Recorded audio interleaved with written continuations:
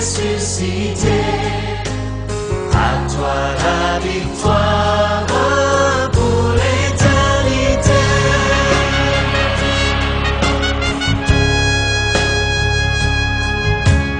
À toi la gloire, ô ressuscité, à toi la victoire pour l'éternité.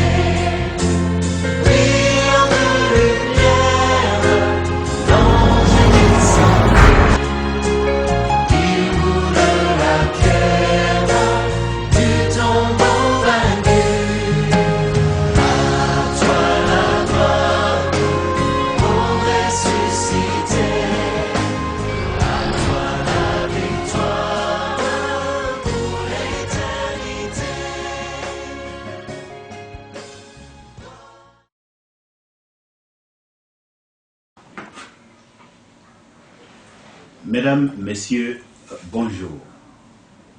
Que la grâce de l'Éternel Dieu soit avec chacun de nous. J'aimerais m'entretenir avec vous au sujet de la fête de Noël. Dans cet entretien, nous allons parler premièrement des origines de cette fête de Noël. Ensuite, nous allons essayer de comprendre le sens, la signification de Noël. Troisièmement, nous verrons l'importance de cette fête. Ensuite, en quatrième point, nous verrons comment nous devrions célébrer la fête de Noël. Et nous allons terminer enfin, en cinquième point, par des conseils pratiques pour que cette fête soit à l'honneur et à la gloire du Dieu des cieux. Mesdames, Messieurs, bienvenue à votre émission Jésus-Christ, Lumière des Nations. En introduction, je dirai donc en ce qui concerne l'historique de la fête de Noël. Cette fête de Noël, à l'origine, était une fête romaine, une fête païenne des Romains. Et dans cet empire romain, l'empereur du nom de Marc Aurélien avait décidé de célébrer la naissance du dieu Soleil et la naissance d'un deuxième dieu du nom de Mithra. Il faut dire que ces deux divinités avaient des adeptes dans l'Empire romain.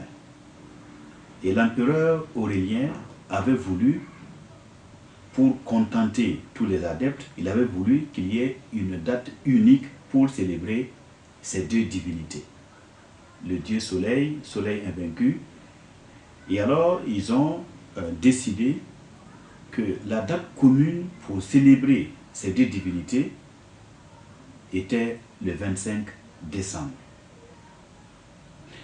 Donc on comprend bien et on voit bien que l'origine de cette fête de Noël, Noël qui veut dire Natalis, pour célébrer le premier dieu Dies Natalis Solis Invictis et le deuxième dieu Mithra. Donc à l'origine, cette fête, fixée le 25 décembre, n'avait rien à voir avec la foi chrétienne. Alors, maintenant avec le temps, la foi chrétienne, le christianisme est entré dans l'Empire romain. Et cette religion, le christianisme, bientôt a pris le pas sur toutes les autres religions. Donc avec le temps, eh bien, l'empereur avait décidé, puisque l'Empire étant devenu chrétien, l'empereur avait décidé d'interdire désormais la célébration du 25 décembre en l'honneur des divinités romaines qui étaient des divinités païennes.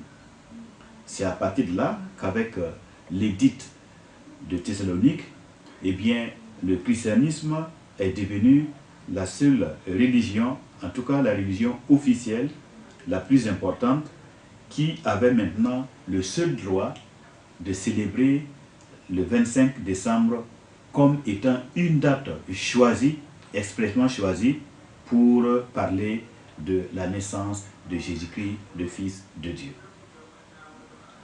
Maintenant, il faut dire que dans cette historique, la première mention, la première fois où les historiens ont mentionné la célébration de la fête de Noël le jour du 25 décembre, eh bien, cette mention a eu lieu la première fois en l'an 336. En l'an 336. C'est à cette date-là que les historiens rapportent la célébration de la première Noël chrétienne le 25 décembre. Sinon, eh bien, le 25 décembre, de par ses origines, elle est bel et bien païenne. Ça n'a rien à voir avec la foi chrétienne. Mais avec le temps, il y a eu comme une sorte de récupération ou une sorte de sanctification de ce jour.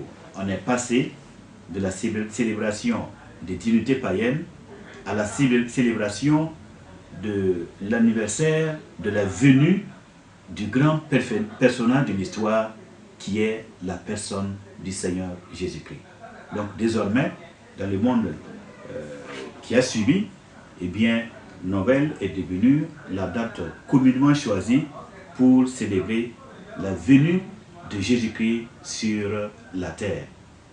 J'avais besoin de préciser les origines de cette fête de Noël pour couper court à certaines polémiques tendant à dire que les chrétiens ne doivent pas, dans les temps d'aujourd'hui, célébrer la fête de Noël. Il y a certaines personnes qui ont cette position, certains leaders religieux qui enseignent cela, mais sans expliquer le pourquoi. C'est vrai que l'origine est païenne, mais comme j'ai dit, à partir de l'édit de Thessalonique, eh bien, les chrétiens ont décidé uniquement de célébrer la fête de Noël en l'honneur de la personne de Jésus-Christ, né de la Vierge Marie, Fils de Dieu, entré dans notre monde pour le salut des hommes. Donc ce jour-là a été sanctifié. On ne connaît pas effectivement la date exacte de la naissance de Jésus-Christ, le jour exact, ni l'année exacte, mais cela ne fait rien. Les hommes ont décidé que cette naissance étant plus importante que n'importe quelle autre naissance sur terre, cet événement de la venue de Dieu en chair dans le monde étant l'événement le plus mystérieux, le plus important, eh bien, il était bon de choisir un jour de s'arrêter et de célébrer cette fête en l'honneur de l'Éternel, le Dieu des cieux, qui vient sur terre en la personne de son Fils Jésus-Christ. Mesdames, Messieurs, et vous tous qui avez le plaisir de nous suivre, nous allons passer à notre deuxième point de cet entretien, c'est-à-dire la signification de la fête de Noël. Que signifie la fête de Noël pour le monde d'aujourd'hui? Pour le monde de nos jours, le monde occidental, par exemple, les Européens, les Occidentaux, eh bien, la fête de Noël n'a même plus de connotation ni de sens religieux. C'est simplement une fête fixée par notre calendrier et qui permet à des hommes et à des femmes, à un certain moment, au cours de l'année, eh bien, de se retrouver en famille autour d'un repas pour partager. Et c'est aussi le moment pour certaines villes de se renouveler en termes d'éclairage, de lumière. On illumine les rues, eh bien, on rénove les bâtiments. Donc, pour plusieurs, la fête de Noël aujourd'hui, surtout en Occident, comme je viens de le dire, la fête de Noël n'a rien de religieux. Plusieurs même en font un moment ou un jour pour développer au mieux leur commerce. Alors, mais en ce qui nous concerne, si nous examinons clairement les Saintes Écritures, eh bien, les 4 évangiles nous permettent de comprendre la signification et l'importance de cette fête de Noël. Les 4 évangiles, commençant par celui de Luc, je vais prendre l'exemple de l'évangile de Luc, mais les 4 évangiles, dans leur entièreté, dans leur ensemble, soulignent l'importance pour nous de cette fête de Noël. Alors, prenons l'exemple de Luc, au chapitre 2. verset 10 au verset 11. Il est écrit, « Mais l'ange leur dit, ne craignez point, car je vous annonce une bonne nouvelle, qui sera pour tout le peuple le sujet d'une grande joie. C'est qu'aujourd'hui, dans la ville de David, il vous est né un sauveur, qui est le Christ, le Seigneur. » Voilà, ici, l'évangéliste Luc nous rapporte l'entretien ou le discours, l'annonce de l'ange au berger et qui était là dans les champs. Et l'ange va communiquer au berger l'événement important qui est la naissance du Sauveur qui est le Christ, le Seigneur. Et voici les paroles de l'ange. Il dit, ne craignez point. Je vous annonce une bonne nouvelle. Donc nous comprenons que Noël, c'est l'annonce d'une bonne nouvelle. C'est la période d'une bonne nouvelle, ou la période de nombreuses bonnes nouvelles. Il est dit aussi que cette bonne nouvelle sera pour tout le peuple le sujet d'une grande joie. Pour tout le peuple en son temps, et nous dirons aujourd'hui pour toutes les nations, pour tous les peuples du monde, pour toute la terre, Noël est le sujet d'une grande joie. Alors, déjà, on peut récapituler en disant que la fête de Noël est importante parce qu'elle est un moment de bonheur pour la terre, un moment de joie. Parce que la terre, notre terre, avec ses souillures, avec ses événements, avec ses difficultés, avec ses désobéissances, avec tout le mal qui s'y déroule, ce monde est encore et toujours sous le regard bienveillant du Dieu vivant. Ce que nous voulons dire, c'est que Dieu a toujours un grand intérêt pour ce monde qu'il a créé. Ce qui explique ce grand mystère de ce jour où Dieu envoie un ange avertir à la Vierge que désormais elle enfantera un fils dont le nom sera Jésus, Yehoshua, qui veut dire Yahweh sauve, Dieu sauve, et que celui-ci sera effectivement la lumière pour toutes les nations et la gloire d'Israël, son peuple. Donc, Noël, pour les Saintes Écritures, c'est l'annonce de la manifestation de Dieu sur terre comme un être humain. C'est le jour où, le temps où le Dieu des cieux, le Créateur, se fait homme dans le but précis et express de rencontrer l'homme, la race humaine, sur cette terre qu'il a bel et bien créée. Dans de nombreuses religions, alors, le mouvement est inverse, le sens est inverse, c'est-à-dire c'est l'homme qui doit s'élever, qui doit monter vers Dieu. Mais l'événement de la descente de Jésus-Christ, Fils de Dieu sur terre, nous montre que de la part de Dieu, selon son plan, selon ses pensées, c'est lui, le Dieu créateur, le Dieu des cieux, qui fait le premier pas et qui descend dans notre monde, qui s'identifie à l'humanité, s'identifie au monde qu'il a créé, et bien pour mieux communiquer sa pensée aux hommes et leur révéler sa personne, sa justice, sa nature et son plan. Donc, mesdames, messieurs, la signification de Noël, c'est cela. C'est Dieu parmi nous. Emmanuel. Dieu, l'infini, l'infiniment grand, qui accepte de se contracter, en quelque sorte, nous allons dire ça comme ça s'appelle le Tzimtzum en hébreu, et dans le livre de Paul aux Philippiens, il est dit clairement, pour parler de Tzimtzum, de Dieu qui se contracte, de Dieu qui se limite volontairement, eh bien, ce Dieu s'est limité volontairement, ce Dieu s'est contracté pour donner place à la création, pour donner place afin que la création ait de l'espace pour exister. De la même manière, eh bien, non seulement il s'est contracté pour créer, il s'est limité, il a réduit son influence sur les sphères et les mondes pour pouvoir créer, mais aussi il a fait la même contraction, il s'est limité de la même manière pour devenir un être humain. Et la Bible dit que ce Jésus il existe en forme de Dieu et il n'a pas regardé son égalité avec Dieu comme une proie arrachée, mais il s'est fait homme. Il s'est limité, il s'est contracté, il s'est réduit volontairement. Il a abandonné toutes les privilèges ou les aspects extérieurs de sa divinité. Il a gardé cette divinité, mais il s'en est privé en ce qui concerne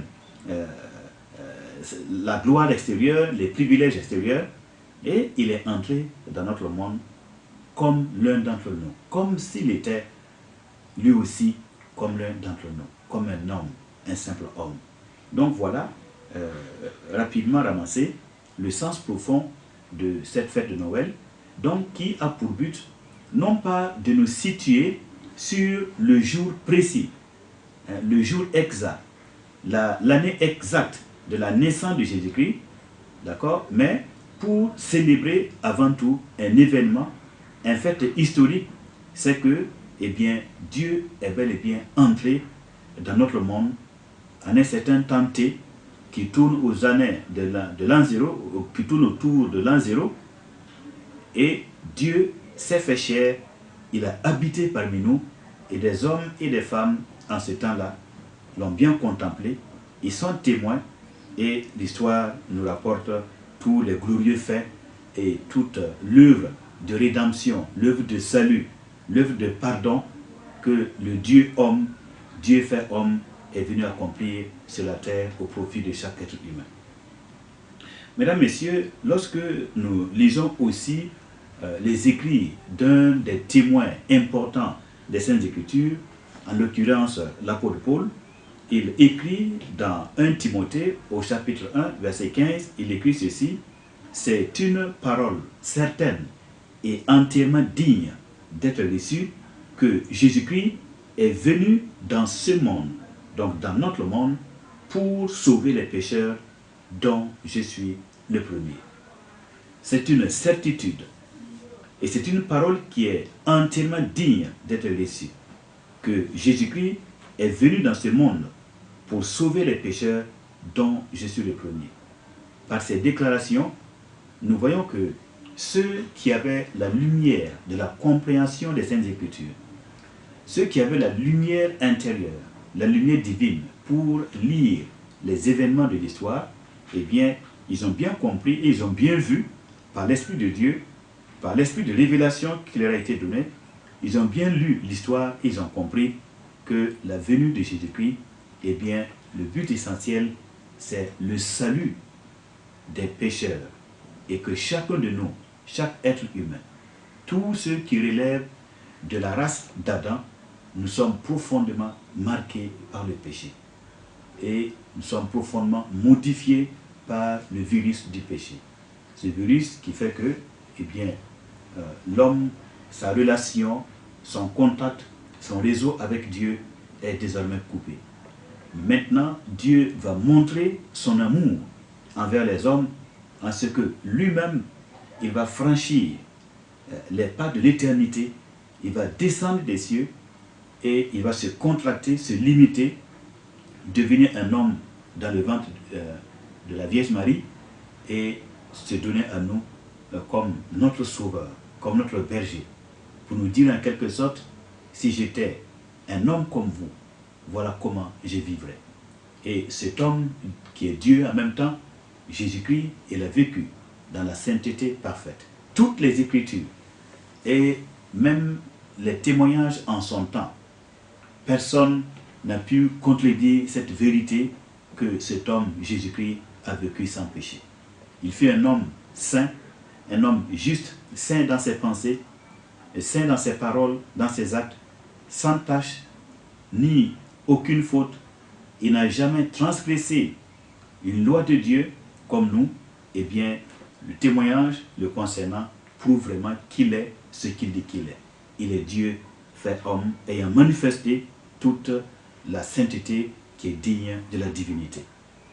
Alors maintenant, nous allons en parler de l'importance de la naissance du Christ Jésus. Si nous célébrons la fête de Noël, c'est parce que, selon les Saintes Écritures, cette fête de Noël a une importance capitale pour tout être humain.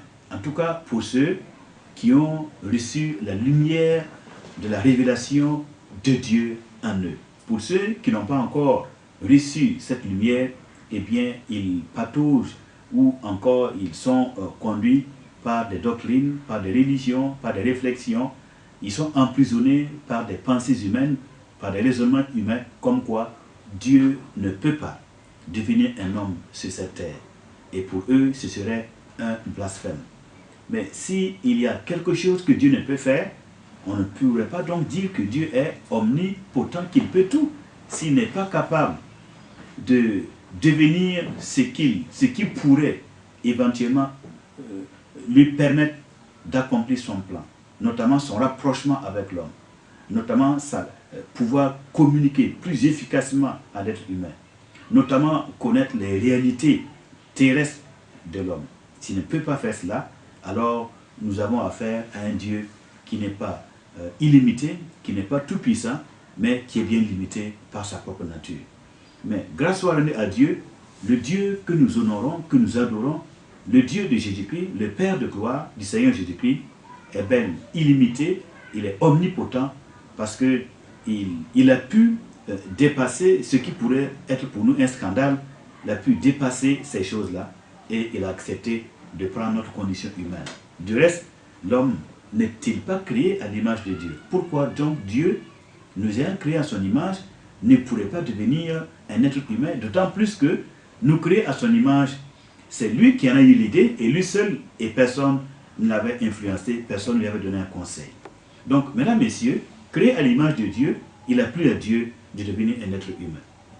Alors, lorsque nous appuyons sur cette importance de la fête de Noël, de la naissance de Jésus-Christ, ou encore de l'événement de sa venue dans le monde, nous pouvons lire dans 1 Timothée chapitre 3, le verset 16. 1 Timothée 3, 16, de l'importance de l'événement de la venue de Jésus-Christ dans ce monde. Et sans contredit, le mystère de la piété est grand. Dieu a été manifesté en chair.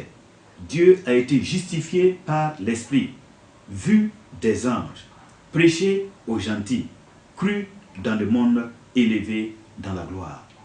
Je reprends. Et sans contredit, le mystère de la piété est grand. Le mystère de la piété est grand. Celui qui a été manifesté en chair. Dieu a été manifesté en chair. Et lors de cette manifestation en chair, l'Esprit de Dieu, le Saint-Esprit, a justifié. Il a été témoin de Dieu venu en chair. Car il est écrit, la puissance du Très-Haut te couvrira de son ombre. La puissance du Très-Haut, eh bien, c'est le Saint-Esprit qui a couvert la jeune fille Marie pour que l'enfant, qui est la parole de Dieu, soit bien implanté dans son sein. Donc, justifié par l'Esprit, l'Esprit de Dieu qui est la vérité était témoin, il était là. Il a été vu des anges, nous avons vu des anges apparaître tout au long de l'annonce de la naissance de Jésus-Christ à travers la Vierge Marie. Non seulement au niveau de l'annonce, mais tout au long du parcours terrestre de Jésus-Christ, de nombreux anges sont intervenus fréquemment pour manifester qu'il est bel et bien le Seigneur et le Sauveur. Ensuite, après son ascension, son élévation au ciel, son retour au ciel, le Christ Jésus a ordonné, bien avant ça, il a ordonné à ses disciples, à ceux qu'il avait choisis et qui ont marché avec lui pendant 3 ans et demi, qui ont marché avec lui, qui l'ont contemplé, qui l'ont connu, il les a ordonnés de prêcher aux gentils, c'est-à-dire à toutes les nations, aux païens de tous les hommes, aux païens de toutes les nations, qu'il est bel et bien le chemin, la vérité et la vie, et que le pardon des péchés serait prêché en son nom, en ce seul nom, à toutes les nations. Ensuite, par la prédication de ces hommes et de ces femmes, au moyen, par le pouvoir du Saint-Esprit, eh bien, le Christ a été cru dans le monde. C'est comme ça que, de Jérusalem, eh bien, la foi en Jésus-Christ, le christianisme, la puissance de Dieu, l'évangile de Jésus-Christ a pris le pas sur la Samarie, ensuite toute la Judée, la Samarie, ensuite en allant vers les régions païennes, et finalement l'évangile a atteint même le cœur de Rome, qui était l'empire mondial de l'époque. Donc elle a été crue dans le monde et élevée dans la gloire. Alors, mesdames, messieurs, la parole de Dieu nous déclare, si quelqu'un prononce le nom du Seigneur, qu'il s'éloigne de l'iniquité.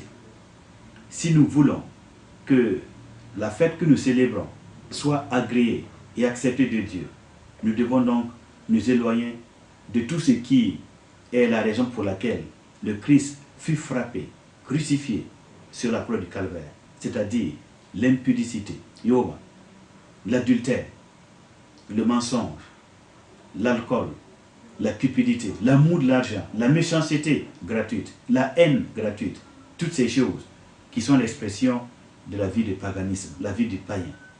Mais le Christ est venu pour que, en l'acceptant comme notre sauveur, il puisse entrer en nous et faire la cure de notre âme, nous sauver, nous libérer de la pression, de l'oppression, de la domination du péché dans notre nature.